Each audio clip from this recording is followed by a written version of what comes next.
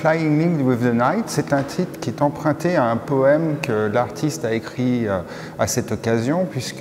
Lynette, parallèlement à son activité de peintre, est également auteur de textes en prose et de poésie. Comme elle le dit,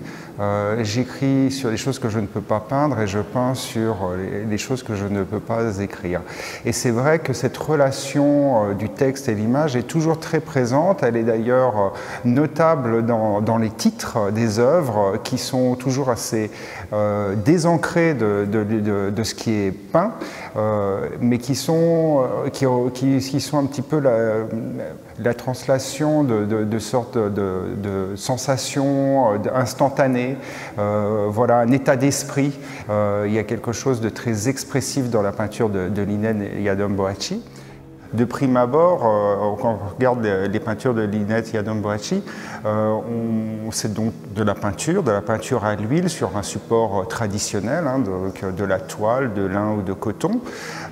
et le genre appartient au portrait peint. À la différence, elle est importante, que ce sont des personnages fictifs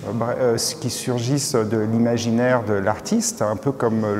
le feraient des personnages de romans, de nouvelles, justement. Et ce qui est important, c'est qu'on voit tout de suite la relation que l'artiste entretient avec les grands maîtres de la modernité, avec des Degas, Walter Sickert, enfin ces peintres qui ont travaillé eux-mêmes sur le portrait, mais de façon moderne, en faisant ressortir d'autres qualités que ce qu'ils dégageaient du portrait peint, c'est-à-dire la qualité sociale du modèle. Ce sont des hommes plutôt qui vont être dans des poses un petit peu abandonnés, sur des canapés. Donc voilà, il y a une sorte de reprise un petit peu de ces grands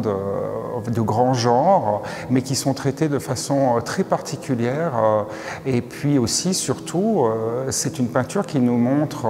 toute l'actualité justement de ce médium qu'est la peinture aujourd'hui, et qui peut, je vous dirais que plutôt que des portraits d'individus, on peut aussi voir des portraits de société, c'est-à-dire de nous-mêmes, justement la façon dont nous nous présentons au monde, comme je le disais, à travers nos expressions, ce qui nous caractérise en tant